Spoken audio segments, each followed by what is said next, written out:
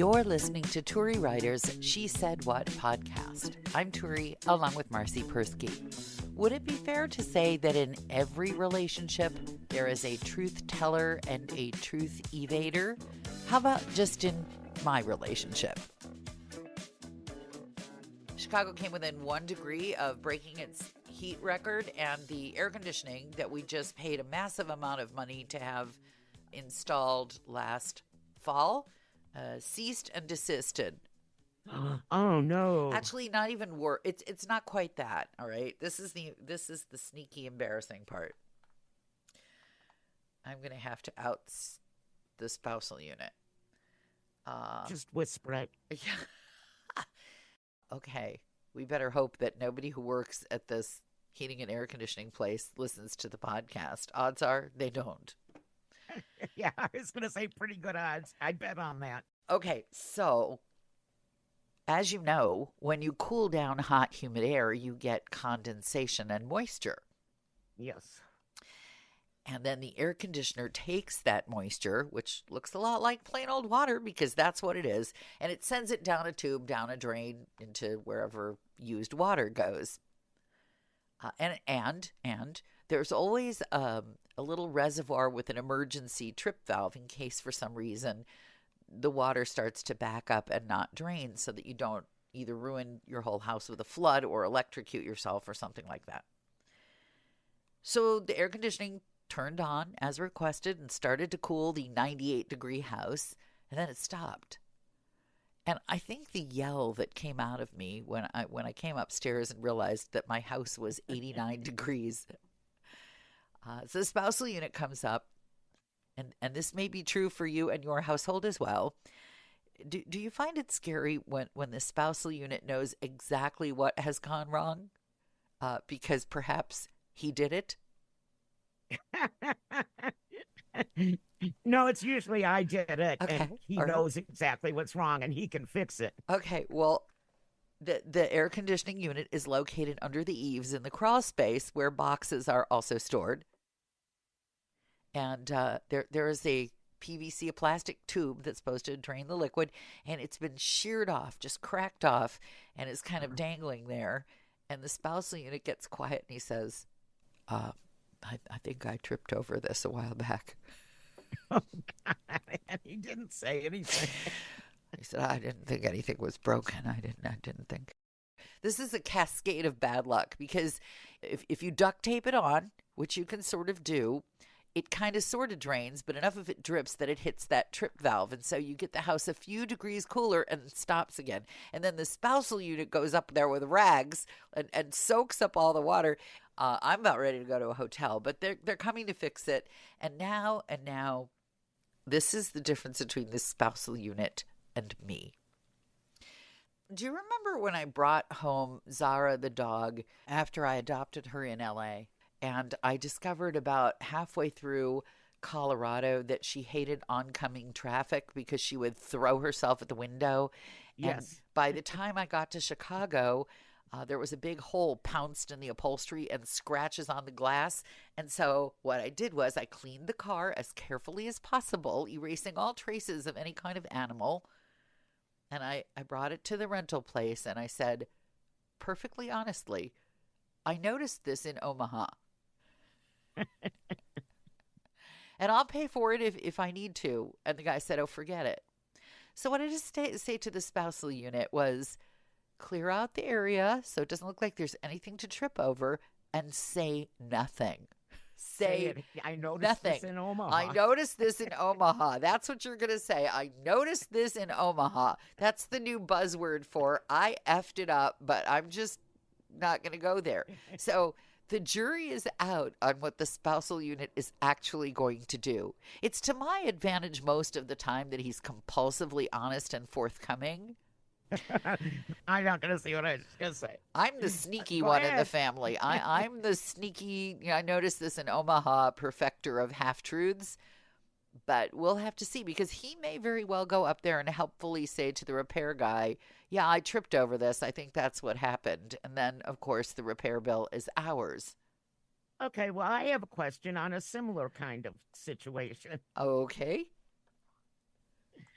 Eve and I went to Flagstaff Saturday Uh-huh. for the Pride celebration, and we had a really great time. We parked at the high school and took a shuttle. Okay. Okay. And then the shuttle took us back to the high school, and we went and bought a bunch of dirt for her garden and came home. Well, I parked the car, came in the house, sat down, and my husband is sitting outside, and he said, "What happened to the car?" And I'm like, "What?"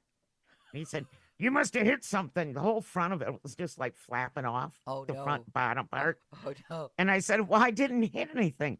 I know I did not hit anything because the parking lot didn't have those big blocks of cement. Yeah. Okay. Yeah. Where we bought the dirt, we didn't park near anybody, no big blocks of cement. I Okay. didn't roll over any curbs. Nothing. Okay. I did not do it. And he said, "Well, maybe you did it and you didn't know you did it." And I said, "I would have known I did it." And this turned into like this huge thing because I wouldn't admit to doing something that I'm 98.2% sure that I didn't do. Goats. The goats did it. I don't know. I honestly, I don't know what happened. I said, "Well, maybe somebody hit us and I didn't notice." And he said, "No, that couldn't happen." I- and yes, we actually had one of our rare blow ups where I didn't eat. I couldn't eat dinner because he was mad because he yelled at me. And then after we made up, which didn't take long, I had this scathingly brilliant idea that I want to lose a bunch of weight before August. And I said, "What you need to do is to find a reason to yell at me right before dinner time, 3 days a week. Ah, And it'll only take me a month to lose all this weight because I'm not hungry when he yells at me." So huh. there's my diet. I would love that diet, but usually I'm the one doing the yelling, and if somebody yelled at me, I would just yell at them right back, and that never upsets my appetite at all. It makes me feel healthy and alive. But I want to know if you would ever admit to something that you are 98.2% sure that you didn't do. No, no way. I don't even admit to stuff I did. Don't you think if you knocked the front off your new car, you would know it? Yeah, I'd come home upset. And I would say, "Look what I did. Can you fix it?" The Which he did. He did. The Yeah. only thing, I mean, the person who smashes up the family vehicles is, I'm sorry to report, the spousal unit. So far, so good. I realize that saying this, I'm going to pull out of the garage and get hit by a pickup truck.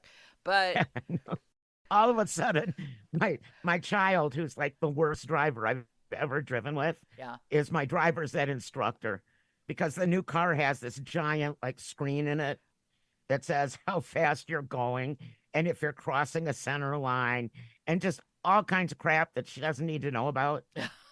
And she'll tell me, she'll say, "Slow down, you're giving me anxiety. Get back in the 2 lanes. You're making me anxious. I'm gonna throw up." And I'm just like, "I can stop and let you out." Yeah, I put people in the back. I finally made my mother-in-law, when she was alive, ride in the back seat. I knew that I was going to say or do something absolutely unforgivable if I kept driving her around in the front seat. So I said that I really think it's best if you enjoy the ride from the back seat. But the spousal unit, after nagging me, I just didn't think. I just want to make sure you saw it. Clearly, this is his favorite. I could tell you didn't see that. And finally, you know how when you've had enough of the family Yep. squabble, you just go for the thing that you shouldn't say. Yeah. Finally, I lost my mind a little bit, and I said, "Look, I'm not the one that put all these dents in all these cars." Yeah, I mean, I've been in one wreck, I think, and that's it. And the guy hit me. I can't tell the child to, "Well, you drive," because then I would It's even really worse. die. No, what you do is you put her in Yeah. the back seat. You say, "We're going to put the baby in the back seat. Sit back with the baby and entertain him." Well, I think she can still read it. What I have to do is take away her glasses. Oh, If good I hide her idea. glasses, then she can't read the dashboard. But then she might throw up. That's true. Well, How about, that's what is it against, supermarket bags are for. is it It's the only use left. supermarket Cat bags? litter and vomit in the car. I was going to say you could put one over her head if you have the paper variety. Yeah, no, we have the bad kind, but it's really good for cat litter. What I want to know is it legal to drive somebody around with a hood over their head in most states? In the South, I should have said Oh God. Um, is it a some parts of the South, yeah? maybe. What if you put like a giant Chivas Regal bag over somebody's head? Would that be okay? Could you drive around like that? What do you call those black things? Hood, Where, executioner's hoods. yeah, yeah, where just a little eyeball slit. Oh, I don't know about that. Oh yeah, the executioner's hood. Yeah, Yeah, yeah. Or the yeah. I'll yeah, make her one of those out of tie dye because she'll like it. a Wear it Grateful proudly. Dead. But if you leave holes for the eyes, it won't help your cause. So, okay. So anyway, Yeah. Saturday, Yes. all of a sudden, Pride was full of Secret Service agents. Really? And if you looked around, you could see like snipers and stuff. Oh dear. And everybody's like, what's happening? What's happening? Dr. Jill Biden showed up Oh. at the little tiny Northern Arizona Pride Festival. It was very, very cool. We had U.S. Marshals. Then there were all the guys in the suits and ties Yeah. in 93-degree weather Yeah. who you knew didn't belong there. Yep. And a huge press corps that circled around the crowd and had to stand in the back. Because, I mean, everyone's standing up. It was out in a big, park. But anyway, Yeah. Dr. Biden showed up, and that was super cool. That Because would be that stuff doesn't happen around here. big excitement. Yeah. Big excitement. Yeah, Well, and I got really close up good pictures of her, too. That now I don't know what I'm going to do with them. send them to your And daughter and have her put them up. that's true. I'll do that. I There, have a daughter that will put them up. there you She go. just celebrated her 8th anniversary on Sunday. That would be Yep, the daughter who for whom pride means extra.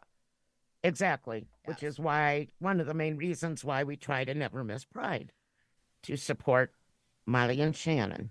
That's nice. Did I ever tell you about the time that my kid, the one who also would have extra reason to celebrate Pride, as a younger person, went to the parade with a friend of his, a woman friend from high school, and some weirdo starts screaming at him that he doesn't belong there. He doesn't belong there because he's there with someone of the opposite gender. And he came back looking crestfallen. And I don't even think he knew what he was yet, but he told me that he had been told he didn't belong at the Pride Parade. And in one of my better mommy moments, I said, "You belong any place you feel you belong.